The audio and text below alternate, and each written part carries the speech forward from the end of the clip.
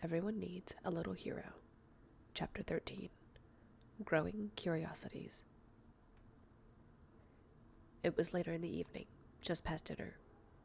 Hero had helped clear up the kitchen and put away the remaining bits of food before asking if he could go on an evening stroll around just to stretch his legs. It was almost 2 weeks ago to the day when he last saw Ray, and Hero wanted to know how the newcomer was doing. Plus, he had more questions for his fellow borrower. His parents agreed to let him go as long as he wasn't out too late, and, hastily, Hero agreed to the terms. Even if Hero didn't get to see his friend, he still had things to think about. He slung on his borrowing bag before darting out of the house to the popsicle staircase where he dared to take the steps 2 at a time until he reached the 5th level. The teenage borrower waved to a few of his neighbors here and there, but his mind was wandering already to the things that were bugging him. The first of those things being the fact that Ray lived on the 5th floor, and that the human his parents warned him about was on the same floor. Coincidence? Hero was starting to think not. Were they seen as soon as they arrived? Or was it something else? Ray seemed secretive about something, but was more than willing to talk about his interest in humans and their contraptions. The second thing pulling at Hero's mind was the fact that his parents and his siblings were no longer leaving every day to go to some undisclosed location. Once again, it had something to do with the 5th floor. Hero was sure of it. The bright-eyed borrower's curiosity was getting the better of him. Even though he wanted to respect his parents and their order to stay away from the new family and the 5th floor, something else was pulling him in that direction. He was about to duck down one of the darkened passages when he heard his name being called from across the way. "Hero, wait up!" Hero turned around to see Ray jogging along the path. "How's it going?" Ray, slightly out of breath, was smiling from ear to ear as he approached his friend. "Hey, long time no see," replied Hero, mirroring Ray's smile. "Things have been going, I guess. I finally get to get out of the house a little more. Thank goodness. I was actually going to come find you. What are you doing running around? Looking for something?" Ray shrugged and looked up the elevator shaft, which vanished into an abyss of black above them. "I was just exploring. I've been here for almost 2 months and haven't ventured up to the top floors. Plus, I wanted to try out my new invention. What do you think?" Ray slipped off his backpack and pulled the edges down to reveal a dual-hooked mechanism inside of a hard plastic case, with a very thin nylon wire wrapped around a gear-like mechanism. Hero wasn't exactly sure what to make of the machine, but it looked really cool. "Great, right?" asked Ray, obviously thrilled at his invention. He looked up into his friend's face and immediately picked up on his confusion. "It's a portable pulley system. You toss this hook over the edge and secure it on this bottom part here by hooking it onto something sturdy on the ground. You hook whatever you want and use this crank on the side to lift it up. Then, because of the pulleys inside with all of the gears, you can basically lift anything you want from one level to the next, all weighing about the same as a AA battery." "What? No way!" said Hero, his jaw dropping. "But won't the yarn need to be replaced?" "Nope," replied Ray proudly. "Nylon string, 0.5 millimeters, harder to snap, so it's more durable." Hero looked closer at the device, seeing that it used to be made of some kind of correction tape machine that humans used on paper. Hero was so enthralled that he almost didn't notice a few things that were a little odd with the machine. One of those things was the place of the crank. The hole was cleanly cut for one. Also, how did Ray get a hold of special nylon string? Did the human on the 5th floor have some? Finally, the elements looked relatively new, from the correction tape box to the fish hooks on the ends. Did he borrow something that wasn't used? Wouldn't that be noticed? Anyway, sighed Ray. I was just wandering around exploring. You said you were looking for me? What for? Hiro now felt self-conscious about wanting to find Ray. The teenage borrower was hoping to find Ray closer to his home, so he could possibly be invited in and get some questions answered.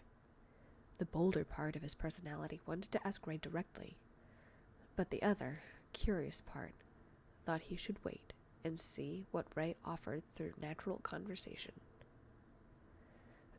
Just to hang out. I haven't seen you in a while and wanted to see how you were settling in, answered Hiro. Couldn't be better, he replied. Oh, why's that? Good borrowings? Asked Hiro. His heart quickened in that brief moment before Ray responded. Yeah, Ray stated. Good borrowing.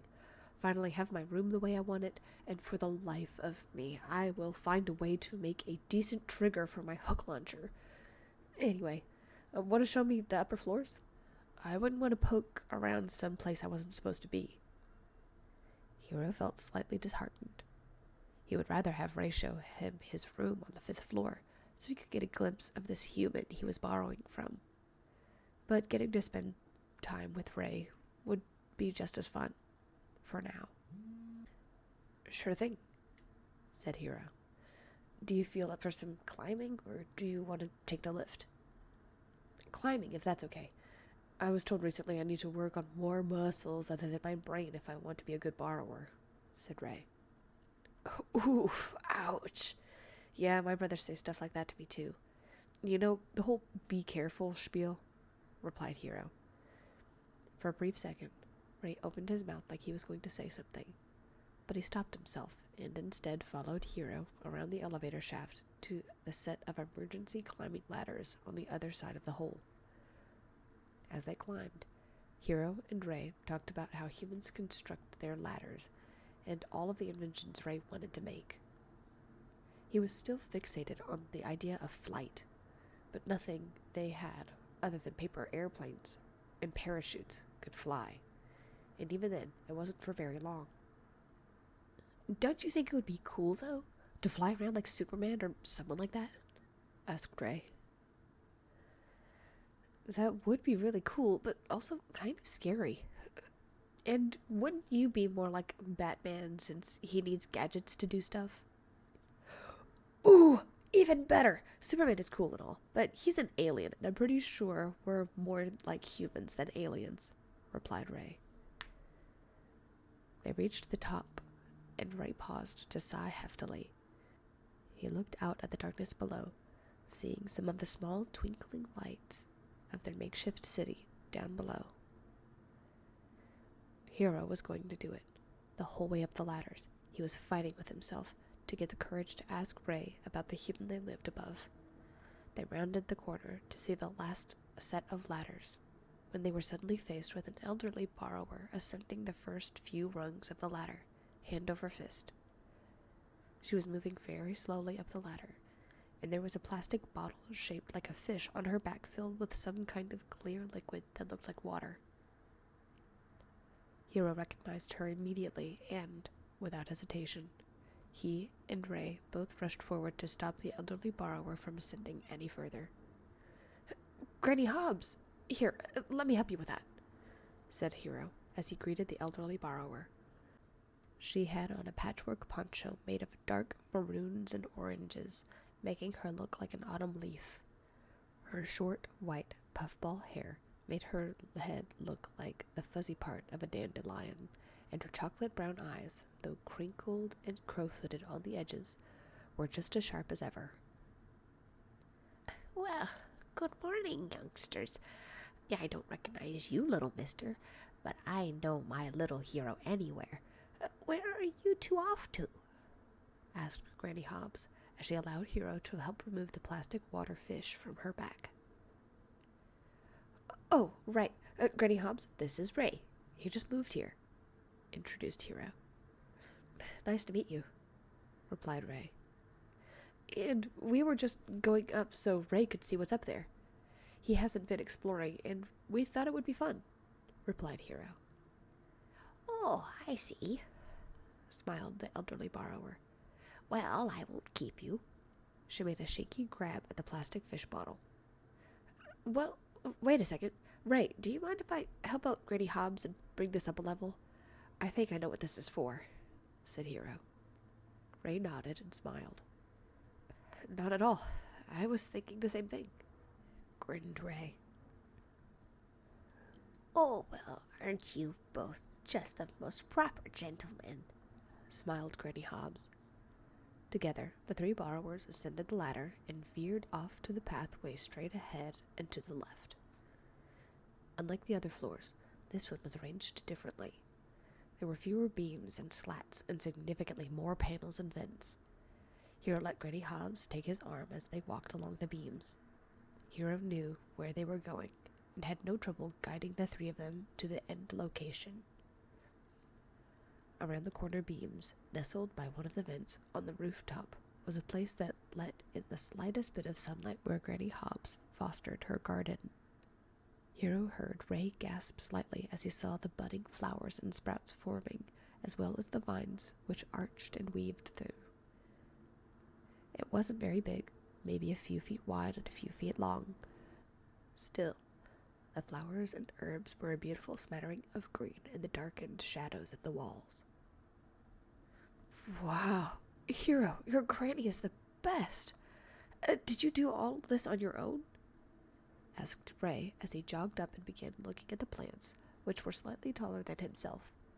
At this, Granny Hobbs chuckled. Oh, sweetie, I'm not actually Hero's grandmother. However, I'm old enough I could be, smiled Granny Hobbs. I do consider Hero one of my many grandchildren, though. Sweet little tyke. Just over there, dearie. I've already handled the other plants. Granny Hobbs directed Hero over to the side, where there were still a few dry plants. While Hero watered the budding flowers, he looked over at the elderly borrower with curiosity. Granny Hobbs, how many times did you climb up the ladder to water your plants today? Asked Hero. Oh, well, let's see. Granny Hobbs, obviously underestimating the number as she counted out loud, finally ended and looked shyly at Hero. Maybe 16 times.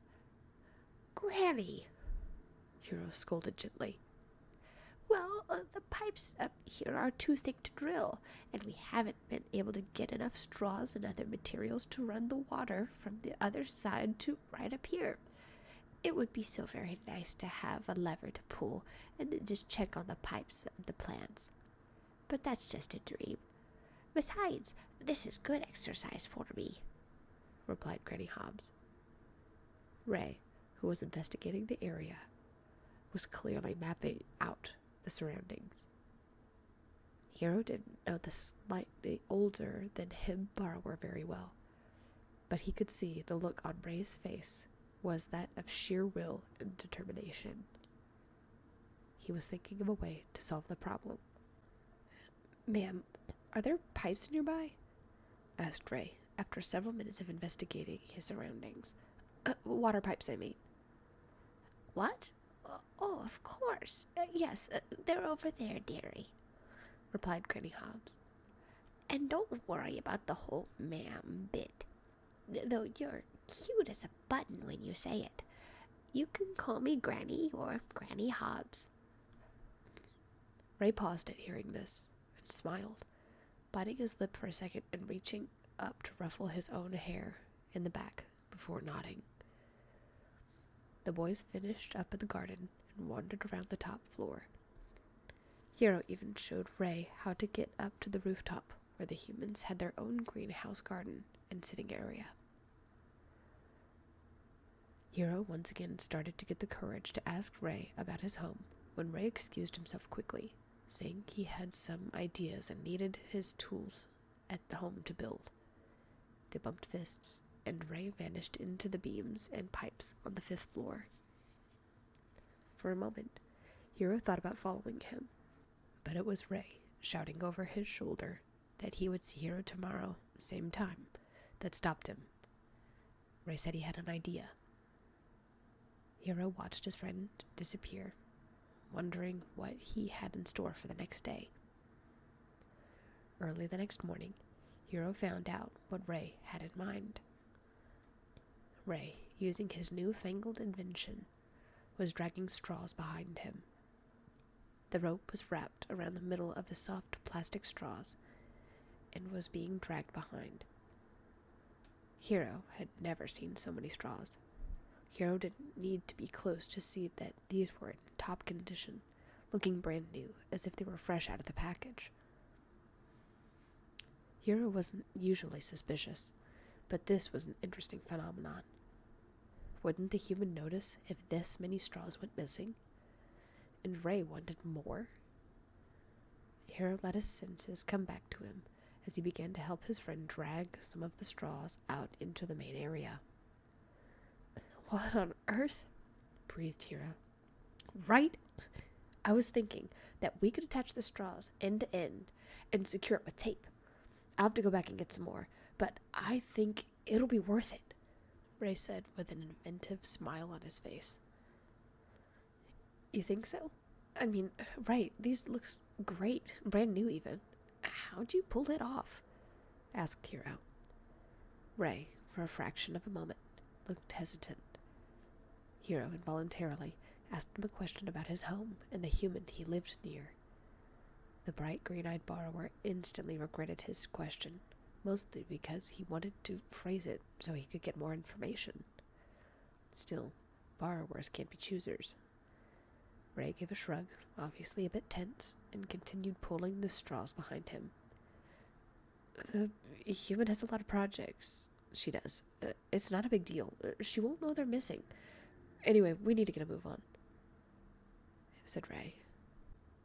Hero, still suspicious, decided to not press any further and instead watched Ray use his device that he showed off the day before that used pulleys and levers.